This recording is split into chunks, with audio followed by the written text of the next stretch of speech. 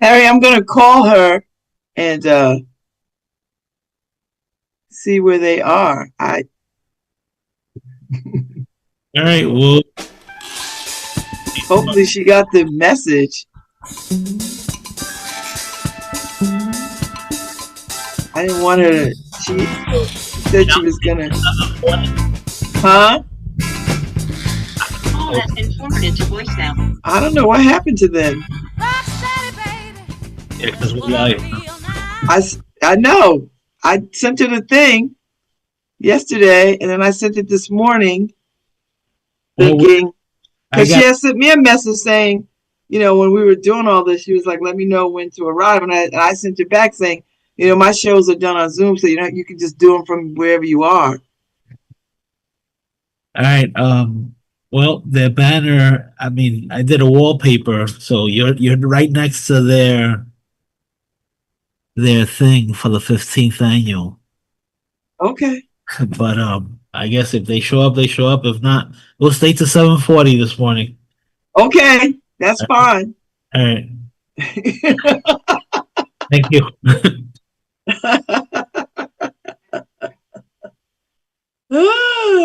But you are live, so I am live. Welcome back to LoveBabz Love Talk. Up early in the morning. I am Babs Rose Ivy. We're waiting for our guests. Sometimes people get confused because they know our studio is downtown.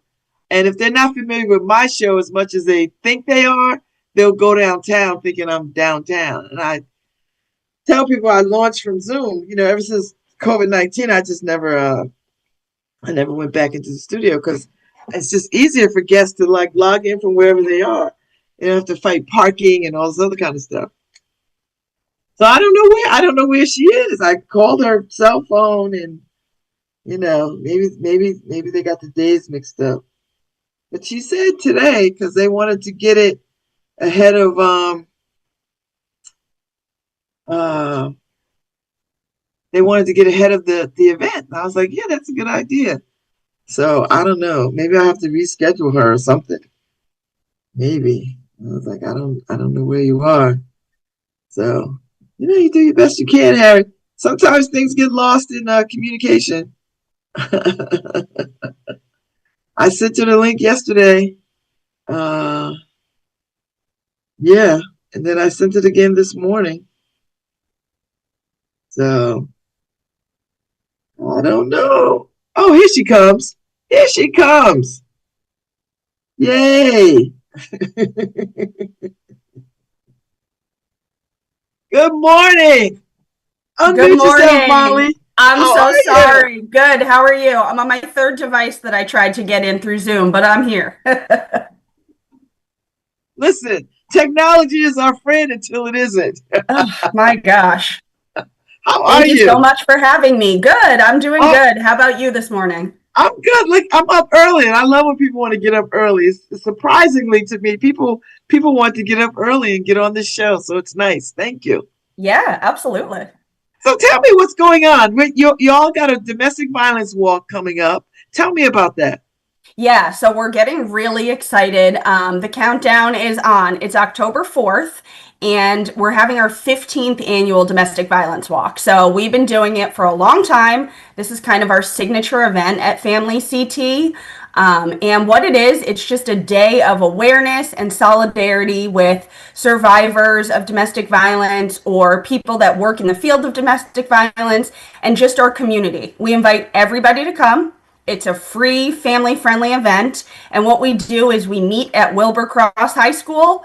We have a couple presentations and some words on our work that we do with domestic violence in the community, and kind of our partners that we work with. Then we get out there into East Rock and we walk as a group down Orange Street, just spreading awareness and solidarity. We have signs, we have teams that show up that have been fundraising for us. And that's kind of the big way that we get out there and tell everyone what we do and who we are.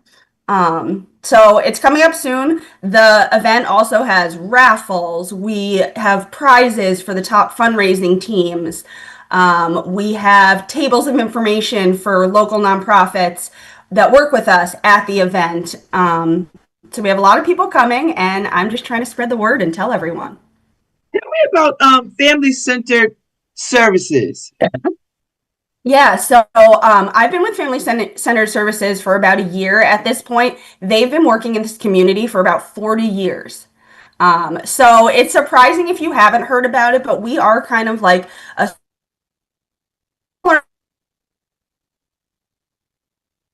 Oh, you dropped out. I can't hear you, Molly. I don't know what Harry. What happened? I think she dropped out. Is your mic? It should be Uh-oh. fine. Can you There hear you me if I go. speak I hear up? you now. So Okay, start again. I'm gonna lean towards the oh, it says my internet is unstable. We got all kinds of problems today, but so family centered services, like I was saying, we've been around for 40 years in the community. Hmm. We're a smaller nonprofit. You might not hear about us as much as some of the other big players in town, but we've been doing this work for a long time. We have free, all of our programs are free to the families and children that we work with in the community. And our mission at the end of the day is to work with families to ensure that they are safe and nurturing places where children can succeed. Now, So, do you work primarily with survivors of domestic violence, or like what is the scope? yeah, so the scope is a little hard to explain, so I'm going to give it my best. As I said, we've been doing it for 40 years, so we have 11 different programs at this point. Okay. So domestic violence is one part of it. We work at the end of the day to make sure that families are safe and that children are in good places to grow up. So whether that's parenting support programs, we have a Baby and Me program. We do have a neighborhood victim advocacy program, and that is kind of our program that we highlight through the domestic violence walk. But this walk isn't just about that program. It's really about what it looks like to ensure that families are safe. So some of our other programs are working with state agencies. So not every program is open for community-based or self-referral, but the neighborhood victim advocacy program is. So that program is for anyone who's been a victim of violence in the community or in their home, can get support and advocacy to help them through the court process, help connect them with other services that they would need. We go in and we match you with an advocate that we have on our team, and we see if it's a good fit, and we kind of walk that path with you. So when I say we're grassroots, we do everything we can to just stand with someone who needs our support and be there for them. So how do people find you? Like, how do people reach out? Are you a referral driven, or how do people find you? Yeah, so I wanted to share some information about kind of our website is the best place to go for learning more about everything that we do. We have our annual report up on there, which I always think is a good way to understand kind of what we did in past years and see how all those programs work. The Neighborhood Victim Advocacy Program is self-referral. So on our website, there's a form that you can fill out. It gets us in touch with you, and we'll call you back and kind of make that first meeting to talk through what you need help with and see if it fits in any of our programs. So I would encourage people, if anyone's interested in these programs, put an inquiry in, reach out to me. I'll provide my information to you and our website. And then we kind of go through the process to see where you might fit in to our agency, because we have so many good things going on. How many families do you serve? Like, how many people do you see at any given time? Yeah, so in 2024, we served over 1,000 families in the community. Wow. Yeah, so like I said, we're quietly doing the work in the background all around. We're in New Haven, but our catchment area suits people a little outside of New Haven as well, depending on what program they have. We also served over 350 child clients last year. So Wow. we do have the other program that you might know about or have heard about in the community. We have a teen outreach program, and they are based in a school in Bridgeport, but also in our East Rock Magnet School. So they work with about 50 teens per year on a variety of activities and group work that in the end, the goal is to prevent teen pregnancy. And we've been hugely successful with that program. So tell me about the walk October 4th. So this is the 15th year. Yes. And it clearly is successful, because you wouldn't keep doing it. Right. So how was it? I remember when y'all came on last year to talk about it. How did it go last year? So last year was good. It was my first year with the agency, so I was just blown away with all the stuff that happens with the folks that come. We have returning teams that, start the fundraising process 2 months, 3 months out from our walk, and they engage their friends and their community to walk with them and to help us raise money. So that's a huge part of bringing the people in and getting people involved. This year, we're obviously hoping to go bigger and better, our 15th year. Our executive director, Jacqueline Farrell, she's been with the agency for a long time, and she was the one that kind of started this walk 15 years ago. So she has memories of, some years are better than others. I think we went through COVID and we kept the event going virtually. So we haven't missed a year. So that's what I'm most proud about, to celebrate kind of all the people that came before me that made this what it is. I'm just trying to invite everyone and let everyone know. And now, is this what other events do you do? Is this the biggest one, or do you have other kinds of fundraising events? Yeah, so this is definitely the biggest one. This is kind of our signature event that, we're literally on the sidewalk in our neighborhood. So it gets us out there on the street. That's very, very near and dear to our heart. The other events that we've had for the past couple of years, we have a big bingo event in the winter. So right now that's scheduled for January 31st. It's so fun. We have a company that comes in, she runs the whole fundraiser, and you win gift cards and designer handbags.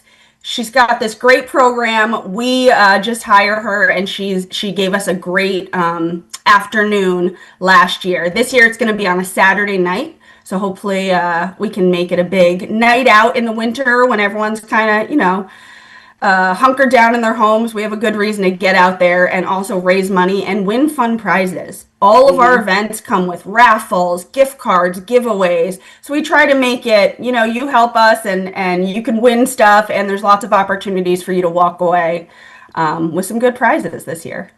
So what has it been like to raise money in this particular economic political climate? Are you feeling, because I know the bigger organizations are having a tough time. So I was wondering, the smaller, in the cut kind of organizations, what's it like for y'all? That is so true, Babs. I was thinking about that as I was coming on. It's kind of my plea every time I'm talking about this walk and just our work in general, that it's a tough time for nonprofits.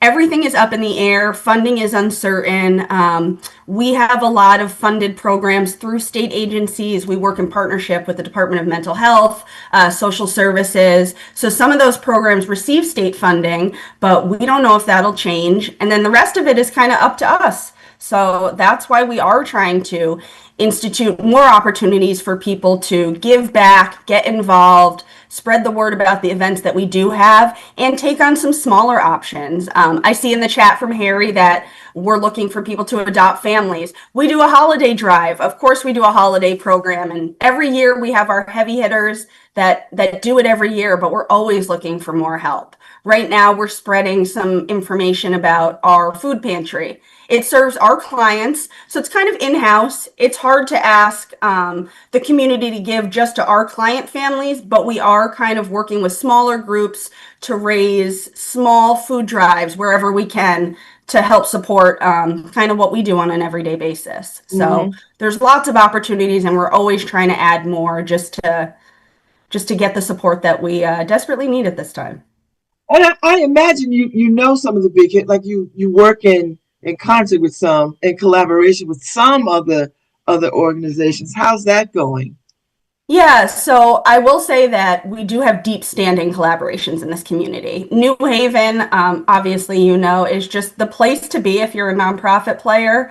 It's such an engaged and interested and invested community. We have so many things going on in this community. If you want to help, there's a place for you to find that. So I think my struggle is always try to differentiate. We help children and families. And at the end of the day, that's what all of the money that we raise goes towards. It's not just for our victims or domestic violence program. It's to help children and families thrive. And as you noted, we've been doing it for so long. We know what we're doing. We do good work. We're kind of under the radar, but we're always just wanting to spread the word. And I just want to tell people about the agency. I didn't know much about it before I came to Family CT, and I've lived in this New Haven community for a while. So I think we've got some work to do to continue spreading the word. And that's actually my role as development director. I think our programs have other partnerships that they work with behind the scenes that I might not know as much about, but we try to think of people as our partners, not our competition. Okay, so the walk is October 4th. What is October that, 4th. a Saturday, a Sunday? It is. It's a Saturday morning. I'm going to put it in the chat right here. I don't know if your viewers can see the chat. If not, I'll also leave our website so people can check it out. And I did put it up on our social media sites. Excellent. With Okay, the thanks, links Deb. and everything. So Excellent. Yes. I created links for all the different things that you would need to know about the walk. But it's Saturday morning. It's a really quick event, 10 a.m. to 12 p.m. You'll be out of there by 12. We open the doors at 9:30 for people to come in and get registered. And as I noted, we have a small raffle that happens at the event. You can buy tickets there. And we have a big ticket raffle that we're selling tickets for now. We've got 3 kind of like grand prizes with some awesome stuff. Top prize is a Blackstone grill and a gift card to a grocery store to go along with it. So if anyone didn't get a Blackstone this summer, everyone's into them. Come try to win. You actually don't even have to be at the event to win the big ticket raffle. You can buy a ticket and support us, and maybe we'll deliver a Blackstone to your house. So, I love it. That's fun. Yeah. That's fun. Now, where are y'all located? Yeah. It is it's a really fun event. We've got music. We're awarding some local change makers that have been really impactful in this field. And yeah, we're just inviting everyone to come out, check it out. Literally no commitment, to just come and walk with us. Free to sign up. I love it. And that's a good time from 10 to 12. Like, you could get your errands done. You could get around, because, Saturdays you have stuff you got to do. But you could do a good thing and go do what you need to do for the rest of the day. That's right. And we hope it'll be a beautiful fall Saturday morning. I mean, take a mile walk through East Rock. What could be better? Oh, I love it. I love it. I love it. All right. So family centered services, CT.org. Yes. FamilyCT.org. www.familyct.org. Yep. Okay. Yep, and we're right in East Rock, and if you go on our website, we have a lot of social media, so we're on Instagram and Facebook, have all kind of our updates, and we're now on TikTok. We've got some younger staff in the office who are doing their thing on TikTok, so make sure to check it out. That's where all Hooray for younger staff. Not me. Well, I'm excited about the walk. Y'all came on last year. You talked about the walk. I didn't know the organization prior, and so I'm so glad that y'all reached out. Thank you, Karen Droz, for reaching out and keeping WNHH on your radio, because we want to be supporters of this walk October 4th, 10 to 12, raffles, good people, and a good cause, raising awareness around domestic violence. So Yes. So thank you. Thank you so much for having us on. One thing I didn't mention, we also have Ashley's ice cream at post-event. So after Oh my gosh, get ice cream, I thought that was another nice bonus to add. that's a lovely bonus. So yeah, so Molly, feel free to come on again when you got other events coming up, or I'll see you next year when you do this walk again. All right. Well, with that offer out, you'll see me before then. Thank you very much. Thanks, Babz. Have a great day. You too. You too. It's always nice to end the day on end my show with a really good cause. October 4th.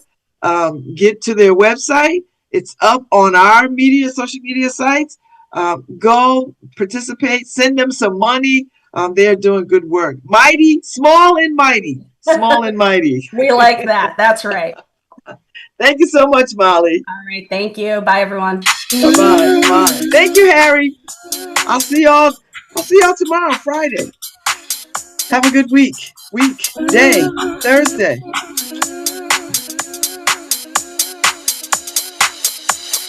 Live.